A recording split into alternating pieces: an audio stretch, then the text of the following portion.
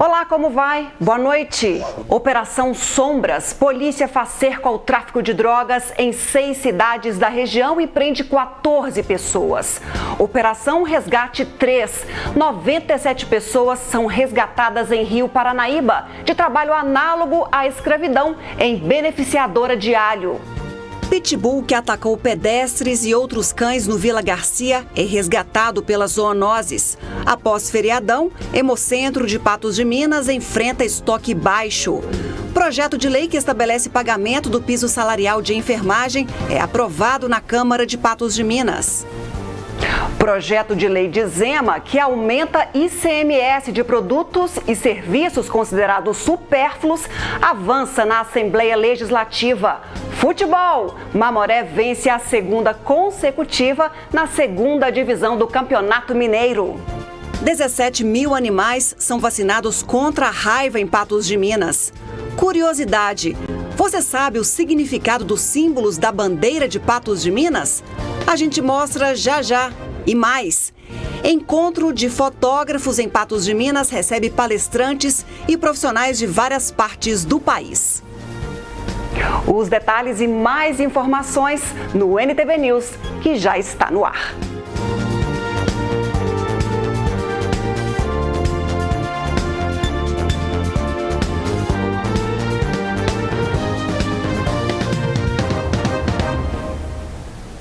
Cerco ao tráfico de drogas.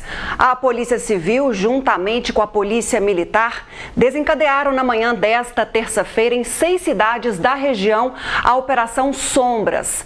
14 pessoas foram presas e cerca de R$35 mil apreendidos, além de drogas. 49 mandados de busca e apreensão e 5 mandados de prisão foram cumpridos durante a Operação Sombra, que teve como alvo 6 cidades: Lagoa Formosa, Carmo do Paranaíba, Presidente Olegário, Patos de Minas, Vazante e Uberlândia. 14 prisões foram efetivadas, 5 quilos de maconha apreendida, 1,5 kg de pasta base de cocaína apreendida também, juntamente com R$35 mil. As investigações iniciaram em março deste ano. Um homem de Patos de Minas, morando em Uberlândia, conseguia a maior parte da droga e de armas de fogo, no qual ele repassava aqui para Patos de Minas e era comercializados. Essa é uma operação que combate o tráfico de drogas e também o tráfico de armas de fogo, inclusive para evitar a reincidência na prática criminosa de diversas pessoas que já vinham praticando crimes aqui na região e também na cidade de Uberlândia. Dentre eles, um mandado de prisão de Uberlândia, o indivíduo estava inclusive em liberdade com a tornozeleira eletrônica. Então, são pessoas reincidentes e visa coibir essa reincidência criminosa aqui na nossa região. Nós tivemos um saldo extremamente positivo, com 14 prisões efetivadas pela Polícia Civil e pela Polícia Militar. A Polícia Militar, em conjunto aí com a Polícia Civil, mais uma vez, desencadeando a operação com bastante sucesso.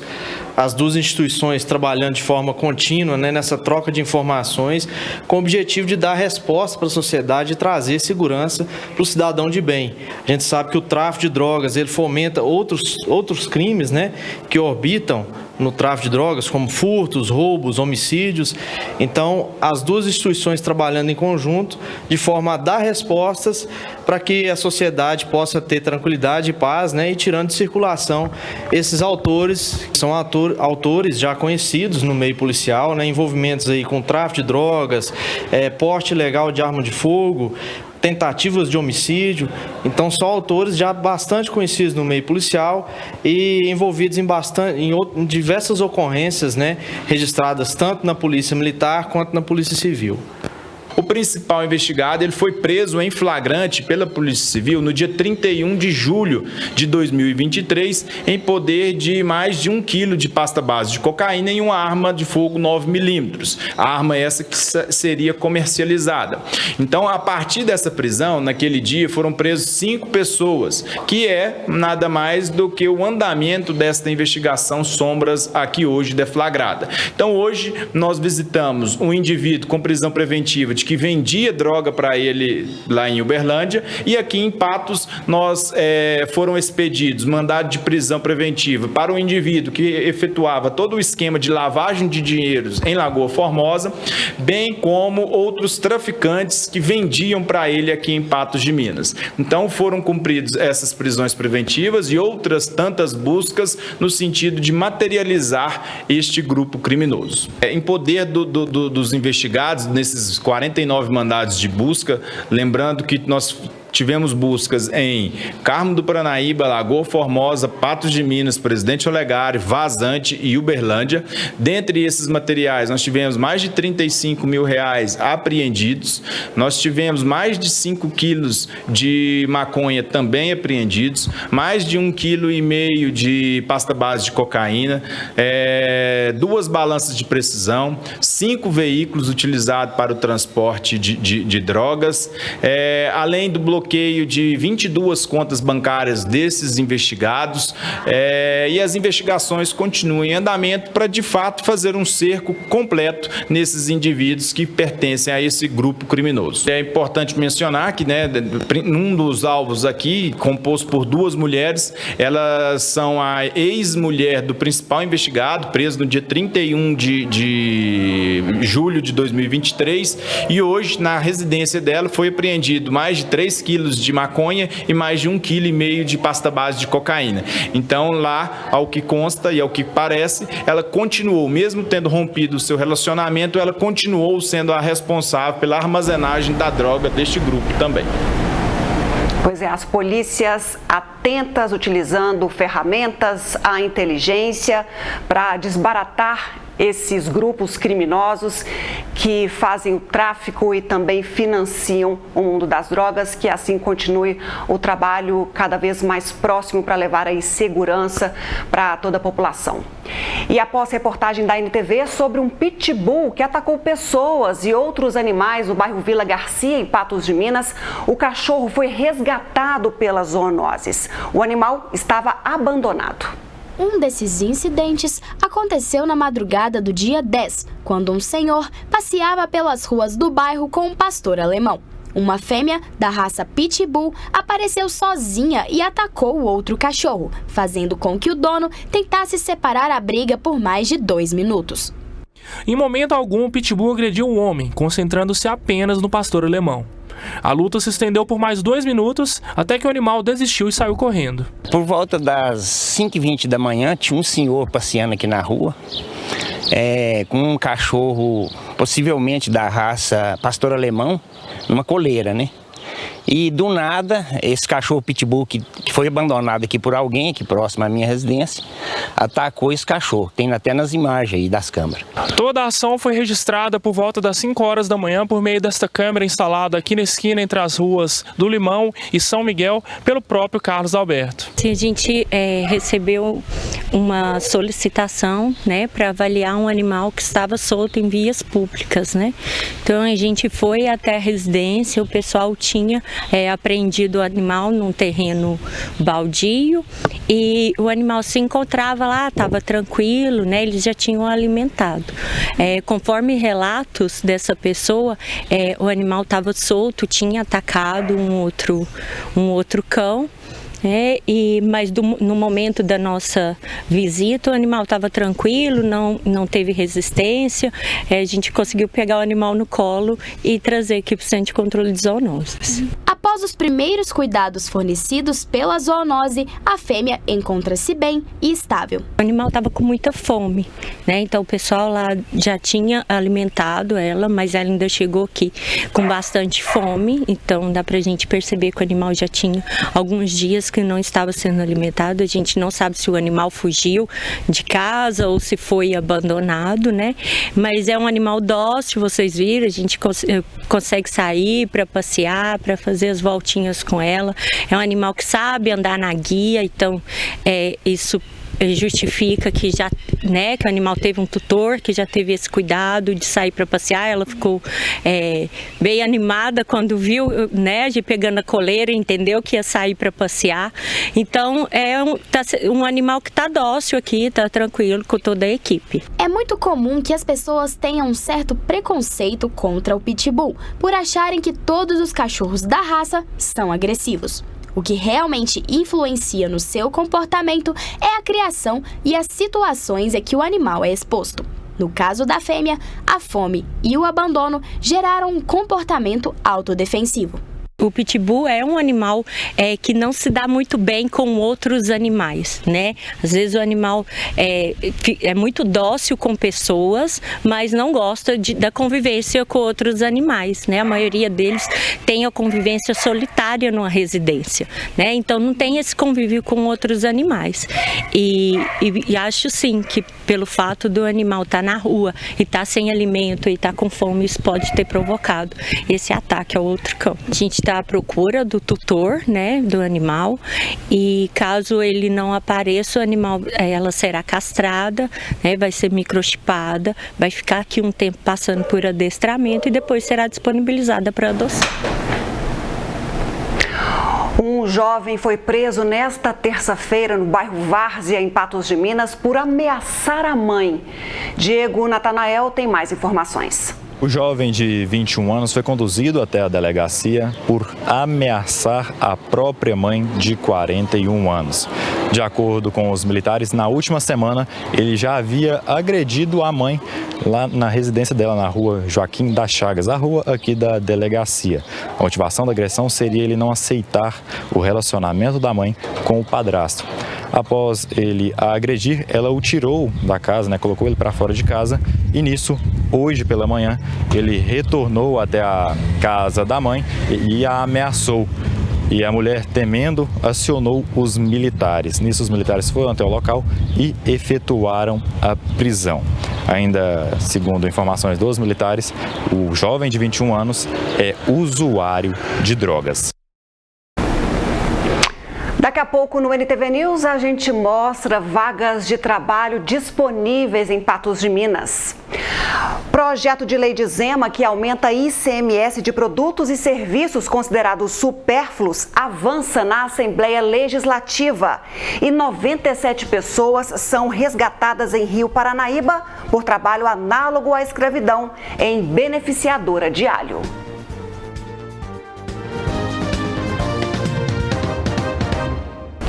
O dono de um imóvel em Monte Carmelo foi condenado a pagar R$4 mil de indenização por danos morais a um casal de inquilinos. Isso porque o dono do imóvel expôs o casal nas redes sociais que estava com as contas de aluguel atrasadas. O casal disse que teve que interromper o pagamento porque o marido, que era o responsável pela renda da família, havia sofrido um acidente de trabalho, perdido 2 dedos da mão e teve gastos imprevistos. Na decisão, o juiz João Marcos Luquezzi considerou provada a inadimplência e entendeu que redes sociais não devem ser usadas para cobrança de débitos. O dono do imóvel recorreu e, em segunda instância, o desembargador Marcelo Pereira da Silva manteve a sentença. O Ministério Público do Trabalho realizou no final do mês de agosto e divulgou agora o maior resgate em relação à quantidade de pessoas em uma mesma empresa em condição de trabalho análoga à escravidão. A ação foi na cidade de Rio Paranaíba. O resgate de 97 pessoas, entre homens, mulheres, adolescentes e até uma gestante, foi em uma beneficiadora de alho em Rio Paranaíba. De acordo com o Ministério do Trabalho, elas trabalhavam em pé ou assentadas em locais improvisados, não usavam equipamento de proteção. A empresa não oferecia espaço adequado para alimentação e os trabalhadores não possuíam registro em carteira. Para regularizar a situação contratual, os responsáveis pela empresa pagaram quase R$392 mil. Pouco mais de 315 mil em verbas trabalhistas e 76.700 de indenização por danos morais individuais às pessoas submetidas a trabalho análogo ao escravo. Os trabalhadores também receberam passagens para retorno às cidades de origem. A maioria é do estado do Maranhão. Essa ação em Rio Paranaíba faz parte da Operação Resgate 3, realizada em 30 de agosto em 15 estados brasileiros. 532 pessoas foram resgatadas de condições análogas à escravidão. Ainda de acordo com o Ministério Público do Trabalho, o resgate em Rio Paranaíba foi o que teve o maior número de trabalhadores em um mesmo local. A Operação Resgate 3 é a maior ação conjunta realizada no Brasil para combater o trabalho análogo à escravidão e o tráfico de pessoas. A proposta do governo de Minas Gerais para ampliar de forma permanente em 2% o ICMS sobre produtos e serviços supérfluos avançou nesta terça-feira na Assembleia Legislativa. O projeto de lei do governador Romeu Zema foi aprovado na Comissão de Fiscalização Financeira e Orçamentária. Agora, o texto segue para análise do plenário em primeiro turno. Entre os produtos que podem ter aumento no ICMS estão cervejas, cigarros, armas de fogo, refrigerantes, rações PET, perfumes, smartphones, dentre outros. À procura de um emprego, os postos de trabalho do Cine em Minas Gerais têm mais de 13 mil oportunidades. Em Patos de Minas, são mais de 200 vagas disponíveis. Pela internet, o trabalhador pode ter acesso às oportunidades disponíveis em todas as unidades do Cine no estado. Em Patos de Minas, estão disponibilizadas 223 oportunidades de emprego em diversas áreas. A maior quantidade é para alimentador de produção, com 100 oportunidades, seguido de 22 vagas para motorista de ônibus, 12 para trabalhador de tratamento do leite e fabricação de laticínios, 11 vagas para vendedor do comércio varejista, 10 vagas para operador de caixa, 8 para motorista de caminhão, 7 vagas para auxiliar de serviços de alimentação, 5 para faxineiro e 4 para açougueiro, além de outras que podem ser encontradas no painel do Sistema Nacional de Emprego. Para facilitar a pesquisa, há filtros na página por região, município, ocupações e unidades. A seguir no NTV News, Hemocentro de Patos de Minas enfrenta problemas com baixa no estoque de sangue. E 17 mil animais são vacinados contra a raiva em Patos de Minas.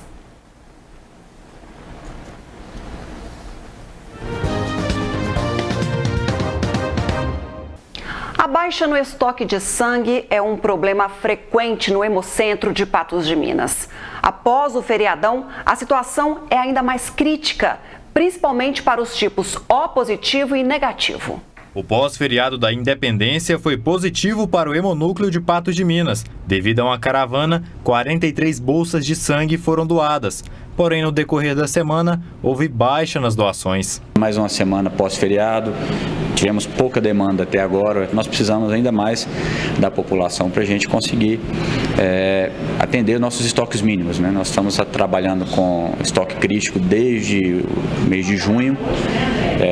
Graças a essas caravanas aos outros municípios, a vocês da imprensa, nós temos conseguido ter uma demanda, pelo menos, que atendesse às necessidades de urgência. Mas precisamos ainda mais da população para poder conseguir dar esse suporte para esses hospitais, né? Nós atendemos toda a região, não só Patos de Minas, de São Gotardo, da UNAI, então é uma região muito ampla e nós precisamos do apoio de toda a população. As baixas críticas permaneceram com os tipos O positivo e negativo. E de acordo com o Dr. Rafael, houve uma saída de bolsas considerável. Os grupos sanguíneos também, o grupo A negativo, um grupo sanguíneo que também tem uma demanda alta e nós precisamos também bastante.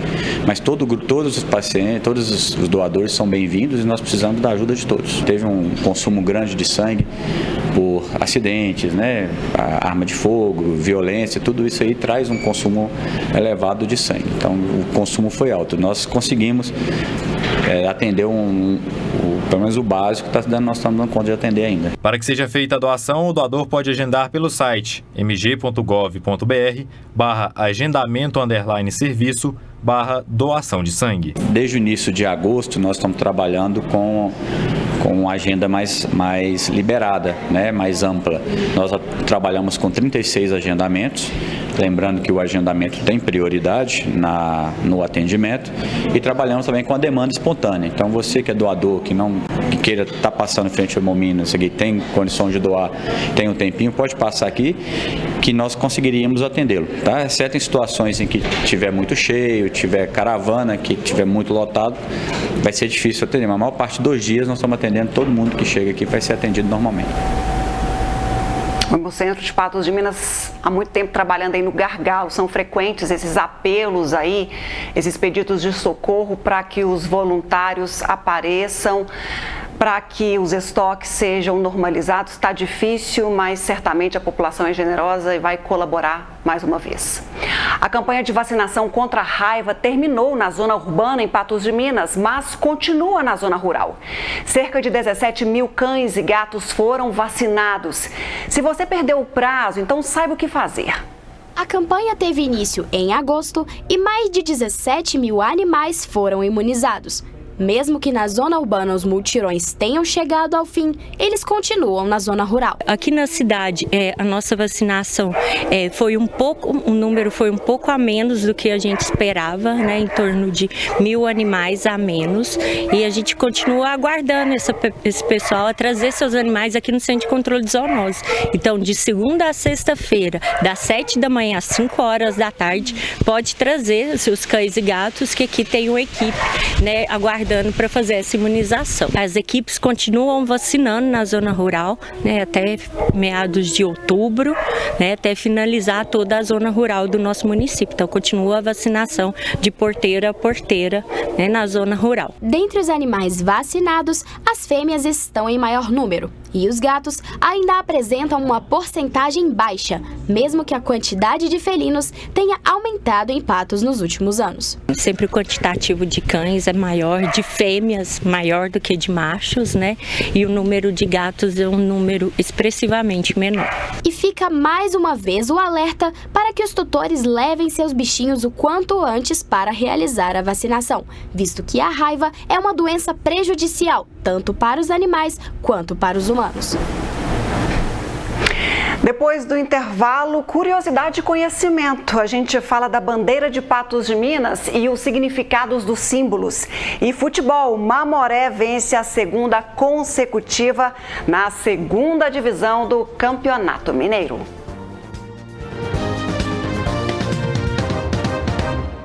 Bom, certamente você conhece a bandeira de Patos de Minas, mas sabe o significado dos símbolos?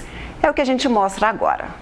Bandeiras são símbolos nacionais e simbolizam a soberania de uma nação, representando sua história, valores, lutas e uma infinidade de outros elementos e sentimentos de um povo em relação ao seu país. Cada estado e município também tem a sua bandeira. A de Patos de Minas é repleta de significado. Mas será que as pessoas conhecem essa história? Em volta, assim, tem o milho, né? Eu acredito que remete muito, principalmente à festa, né? Seria... Mas a bandeira em si eu não conheço. A questão aí da Lagoa dos Patos, né? Quando descobriram a cidade, né? Vamos dizer assim, a primeira vista que tiveram é da Lagoa dos Patos, né? Essa é a história que eu conheço. O milho reflete a cidade do milho, né? Capital nacional do milho. Esses são elementos bastante conhecidos da história. Mas há detalhes que contam feitos e falam dos povos que por aqui passaram. O escudo, que tem uma formatação, né, uma composição que é resultado da herança portuguesa com influência francesa, que está dentro de um losango branco, que representa a sede do município de Patos, né, o distrito sede. Essas faixas vermelhas e brancas representam a ação do executivo em todo o território patense, e os quadrantes azuis simbolizam a área rural de Patos de Minas, né, com seus distritos, povoados, comunidades rurais de um modo geral. A gente tem também na base do escudo a imagem de uma lagoa com os patos silvestres, representando a nossa origem, né, onde os primeiros tropeiros, desbravadores paravam para pousar, continuar a caminhada na picada de Goiás, então a Lagoa dos Patos. Aqueles dois machadinhos significam a ação do desbravador, né, colonizando a terra, né, ocupando ocupando a terra. Terra essa que, por meio daquele triângulo vermelho, de ser uma terra mineira, né, uma alusão à própria bandeira de Minas Gerais, o T que está acima daquele pequeno escudo significa a presença da Igreja Católica, uma cruz, a presença, né, do padroeiro Santo Antônio, né, como representante da nossa comunidade patense, e as torres em cima, que significam ou fazem uma alusão ao fato de Patos de Minas ser sede comarca. Então, digamos que uma série de pequenos elementos, né, que foram confeccionados, que foram juntados para poder refletir a identidade de Patos de Minas com todas as suas características, né, com todas as suas especificidades. Mas esta não foi a primeira ideia para compor o escudo e a bandeira.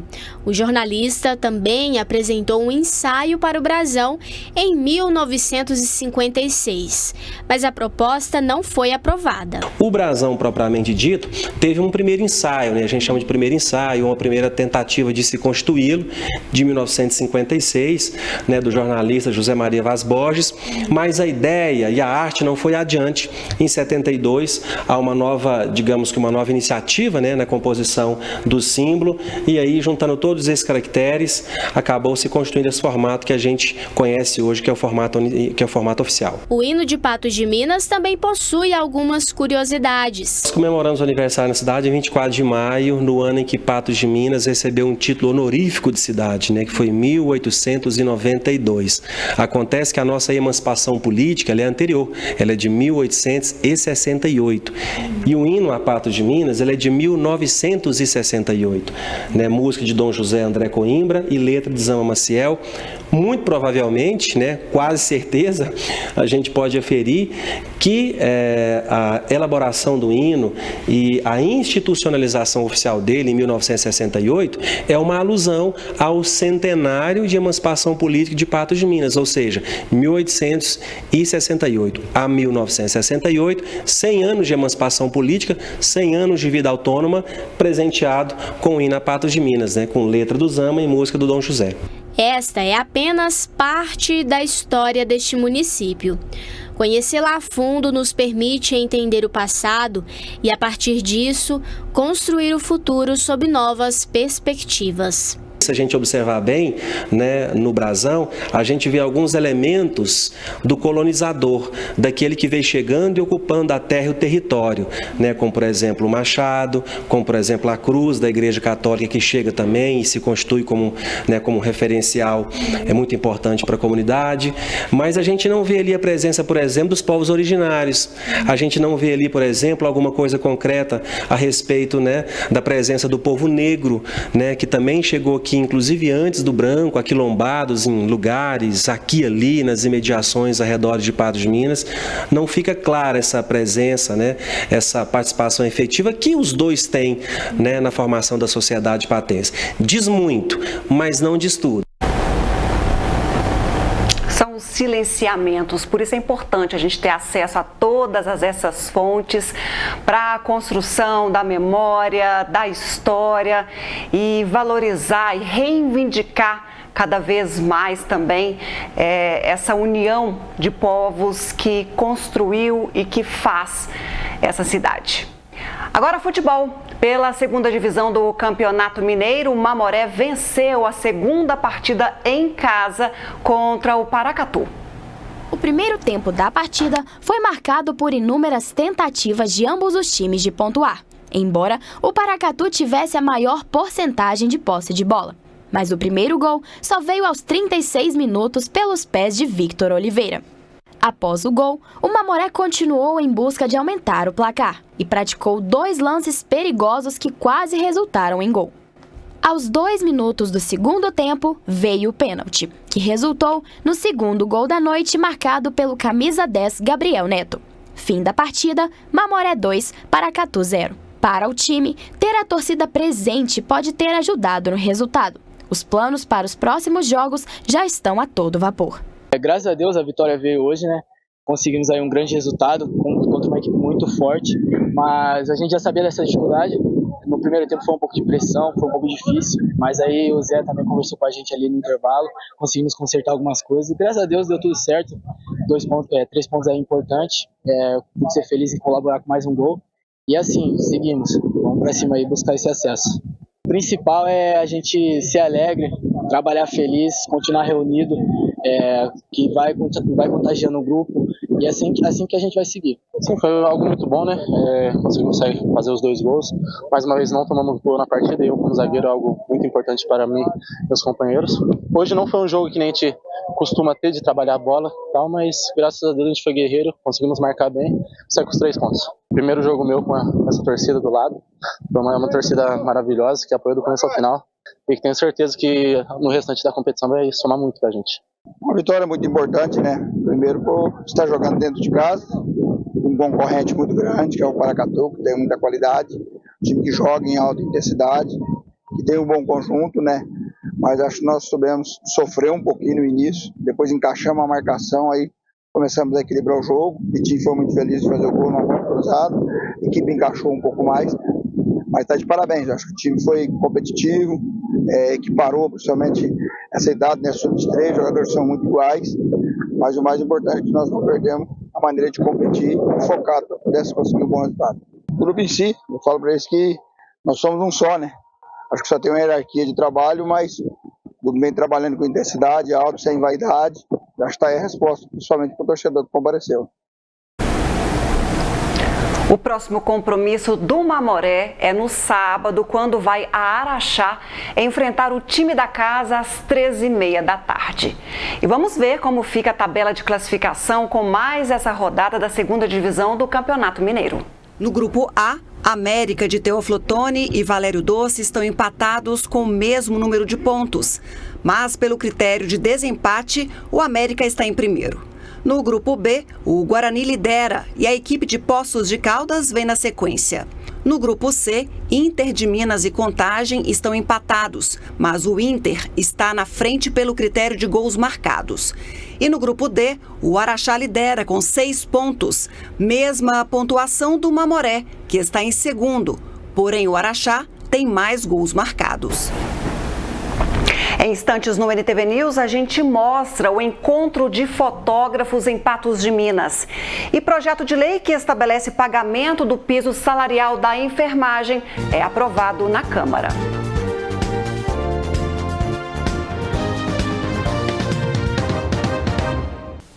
Uma idosa de 73 anos foi atropelada no centro de Patos de Minas na tarde desta terça-feira. Paula Mota tem os detalhes e fala agora com a gente. Boa noite, Paula. Boa noite, Ludmila. Boa noite ao pessoal de casa. Esse acidente foi registrado na rua Doutor Marcolino, bem no centro de Patos de Minas. A idosa de 73 anos, ela atravessava a rua fora da faixa de pedestre quando foi atropelada por um motociclista. O sinal estava fechado, os veículos estavam parados na via e uma ambulância do Corpo de Bombeiros estava no local e prestou atendimento, os primeiros socorros às 2 vítimas, as 2 pessoas envolvidas aí neste acidente. A idosa teve escoriações pelos braços e pernas e também na cabeça. Ela foi atendida e encaminhada para um hospital particular aqui da cidade. Já o motociclista, ele teve escoriações pelo corpo e também se feriu no quadril. Ele foi encaminhado para a Santa Casa de Misericórdia aqui de Patos de Minas. Paula Mota para o jornalismo da NTV. A gente espera que fique tudo bem com os dois, se restabeleçam o quanto antes, mas essa situação do trânsito em Patos de Minas precisa aí de uma atenção cada vez maior. A gente já mostrou há poucos dias aí a quantidade de acidentes que tem crescido em relação aos anos anteriores. Por isso é preciso atenção de motoristas, pedestres e também das autoridades. A Câmara Municipal de Patos de Minas aprovou em reunião extraordinária nesta terça-feira o projeto de lei de autoria da Prefeitura que estabelece o pagamento do piso salarial para os profissionais da enfermagem. Foram 13 votos a favor, 3 vereadores faltaram à reunião. O projeto de lei do Executivo levado a plenário hoje aqui na Câmara Municipal de Patos de Minas foi aprovado por 13 votos. Mas muitos pontos constantes nesse documento não agradam aos diversos setores da enfermagem de Patos de Minas. Muitos deles queriam que quesitos a mais fossem levados em conta para fazer esse reajuste salarial que eleva o peso da categoria. Os vereadores perceberam uma insatisfação por parte de muitos profissionais da área que acompanhavam a reunião, mas acreditam ser uma medida importante na luta salarial da categoria. É um passo importante, né? A aprovação dessa lei, o repasse do piso para os servidores, porém, para nós também, ainda fica, é bom, mas ainda ficou faltando, porque fica a falta da garantia para os próximos anos, né? Se o governo federal não repassar, o servidor não recebe, então isso não é bom. Acredito que esse é um dos motivos também, até da insatisfação da maioria dos servidores que vieram aqui. Todo mundo esperava mais, né? Criou-se uma expectativa muito grande em cima disso, até na própria esfera da União mesmo, né? Do governo federal, criou-se uma expectativa muito forte em cima disso na classe, e depois o STF entrou e pacificou a situação toda, né? Então eu acredito que é uma vitória, sim, para a classe, e a gente tem que fazer, o papel da prefeitura é simplesmente pegar esse recurso e passar para os servidores, né? Então, assim, a prefeitura está fazendo o seu papel. Nós estamos no momento de uma frustração de algumas receitas importantes que o município tem, né? Como a gente fala aí, ICMS, o próprio FPM também não está vindo lá, essas coisas, e outras receitas, Fundeb principalmente, né? Uma grande receita que faz com que o município tenha que tirar recursos próprios dele para suprir algumas despesas que seriam custeadas com esse tipo de recurso, mas ainda assim o município teve todo o cuidado de analisar, inclusive de analisar a planilha que veio do Ministério. A primeira planilha que veio do Ministério, ela contemplava somente 17 servidores, salvo engano. Então, assim, o município teve o cuidado de contestar, inclusive, essa planilha que veio e falar assim, não, isso está errado, né? E nesse meio prazo, o Ministério mudou essa fórmula, mudou essa cartilha, salvo engano, umas 2 vezes ainda, além da primeira que tinha mandado. E o município agora está refazendo, finalizando os cálculos agora da forma correta para que todos os servidores que tenham direitos estejam devidamente contemplados. O presidente do Sindicato dos Servidores do município de Patos de Minas avaliou a aprovação do projeto na Câmara, considerando a proposta encaminhada pela Prefeitura. A luta continua, tem que ver com o Executivo, a gente vai tentar, o prefeito deixou as portas abertas para a gente estar tentando negociar com ele, para incorporar isso no vencimento. Ele pediu aí um prazo até o ano que vem, para ver como que vai ser a verba que vai entrar para ele, né? Tudo, para ver se a gente consegue. Para o presidente do Sintrasp, uma alternativa que pode reduzir esta desigualdade seria a modificação de cargos de auxiliares da enfermagem para técnico. Existiam 3. O auxiliar de enfermagem 1, 2 e 3, o 2 já foi extinto, extinguiu o 1 e o 3 para passar todos para técnico de enfermagem. Vai ser reaproveitado como técnico de enfermagem, uma vez que eles já executam essa profissão lá dentro, né? Já fazem esse serviço.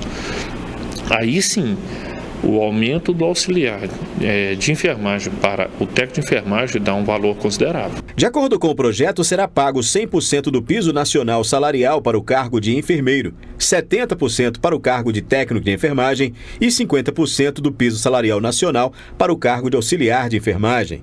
No entanto, o texto diz também que a implementação da diferença só irá ocorrer na extensão do quanto for disponibilizado pelo orçamento da União. O projeto, ele reflete o que está na lei, o que está na emenda constitucional 127 e o que está na decisão do Supremo Tribunal Federal, né? Esses 3 instrumentos legais, eles já determinam como que esse processo deve seguir. E o município está simplesmente cumprindo esses processos hoje. Então, na verdade, o município não se furta da responsabilidade. O município está cumprindo o que está na lei. Na prática, o projeto garante que não será exigível o pagamento da complementação do piso nacional por parte do município de Patos de Minas se houver insuficiência da assistência financeira complementar do governo federal. A intenção nossa seria de, obviamente, estar atendendo todo mundo, mas a gente tem que ter um olho no caixa da prefeitura, aquilo que o caixa comporta também. Nós estamos vivendo esse ano um ano atípico em termos de repasse, ou seja, nós estamos vendo uma situação diferente do que nós vivemos nos últimos 3 anos, digamos assim, né?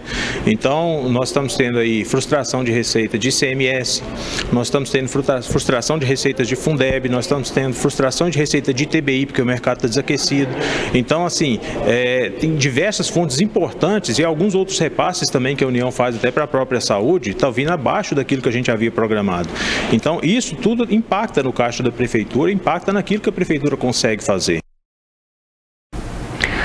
Fotógrafos de várias partes do país se reuniram em Patos de Minas para discutir sobre técnicas, mercado e diferenciais na área.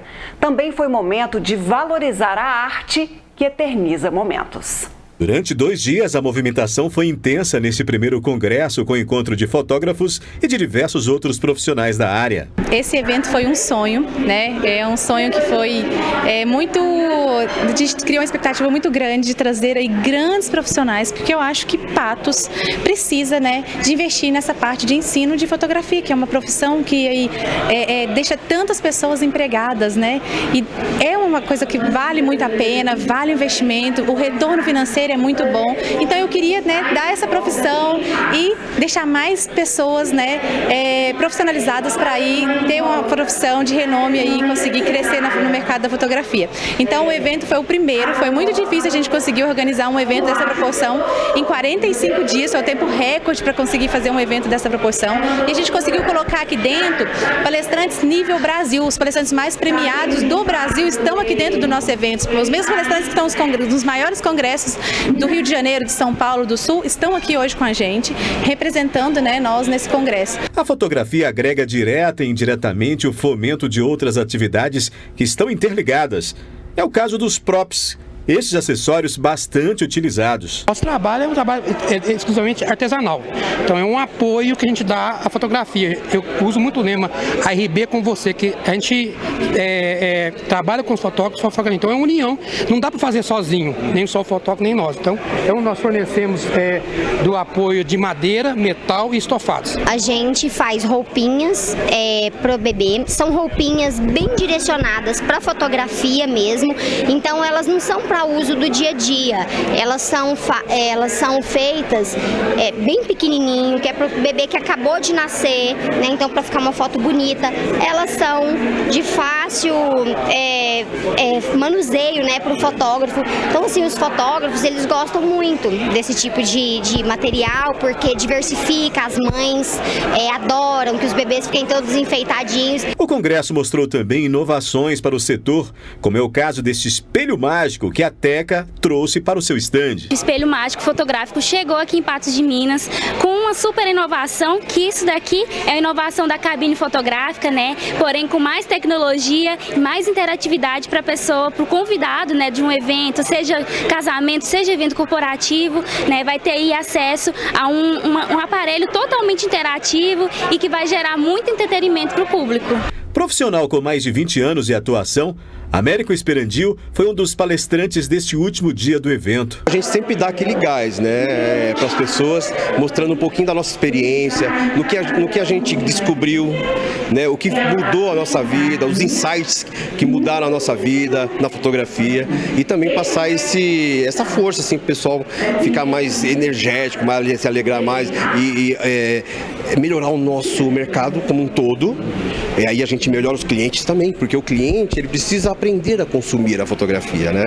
E o cliente já não nasce ainda, ele não acorda um dia de manhã e fala assim, vou fazer fotografia, não é assim que funciona, né? Mas a gente um dia, a fotografia vai ser o melhor presente que alguém pode dar para outra pessoa. Eu fui pro Foto em Rio agora, um outro congresso de fotografia no Rio de Janeiro, já trouxe a galera do Rio de Janeiro aqui para o nosso congresso. E interessante que 45 dias realizar um congresso de fotografia, que agora já foi considerado um congresso de renome a nível nacional, porque nós levamos o nome de Patos para fora agora. E o primeiro congresso de encontro de fotógrafos, agora o ano que vem vai se tornar o segundo congresso de encontro de fotógrafos, e com muito mais palestrantes e com muito mais congressistas. Entre os expositores e participantes do congresso, a certeza da importância do evento para todos que fazem parte do setor. A gente está há 14 anos aqui trazendo tecnologia para o cliente, para o fotógrafo, né? Poder expor o trabalho dele de uma maneira profissional para conseguir novos clientes, posicionamento no orgânico, no Google, e também trazendo tecnologia para ele poder vender mais através de foto extra, entrega digital. Então tudo que a gente pensar em tecnologia, hoje, principalmente, a gente está usando muita inteligência artificial para poder ajudar o fotógrafo no dia a dia dele, né? Para facilitar a vida dele. Tanto como um site hoje que se atualiza sozinho, né? Isso é muito legal. A importância de um evento como esse, né? De 2 dias, igual vocês citaram, né? É a evolução que os profissionais podem estar aprendendo nesse evento, né? Então, o que a gente vê de importância é o crescimento profissional. E outro detalhe, né? A nossa cidade está crescendo, aqui no Alto Paranaíba, até onde eu tenho ciência, não tem nenhum evento desse porte, né? Que entregue essa quantidade de conteúdo e conhecimento para os profissionais que aqui estão presentes. Então, eu vejo que é um evento, é um pontapé inicial, é o primeiro, né? Para que possamos estar contribuindo com a evolução profissional desses fotógrafos que estão aqui. A importância, acho que em primeiro lugar, é a valorização do nosso mercado, né? Tanto aqui em Patos como na região, a gente recebeu pessoas aí de vários lugares. Eu acho que o segundo seria a troca do network. A gente está linkando o que a gente acontece na nossa área em Patos de Minas e fazendo contato com o pessoal de fora. Então, na minha parte de fotografia de casamento, a gente teve fotógrafos de casamento palestrando aí. Então, eles trouxeram um pouco do que eles têm do mercado de lá, da tradição de lá para casamento, e a gente também contribuiu com a nossa aqui para eles. E a gente tem mais. O ano que vem a gente já tem até a data do próximo evento, que será dia 11 e 12 de setembro, devido ao grande sucesso que foi o nosso evento, né? Foi mais do que a gente imaginava. A gente está muito feliz e muito grata a todos que estiveram aqui nesse momento com a gente. Por hoje é só, amanhã a gente se encontra às 18 horas no Espaço Feminino, que fala sobre produções certeiras para as noivas. Também dicas para cultivo de bonsai e a história de um coronel da reserva da Polícia Militar, escritor de livros, que sempre valorizou a educação na corporação, implementou regras e colhe hoje muitos frutos. Então amanhã às 18 horas tem Espaço Feminino ao vivo e eu te espero. Mais informações, só acessar o patosja.com.br e às 11h30 tem 30 minutos para você. Muito obrigada pela sua companhia, pela sua audiência e amanhã a gente se vê.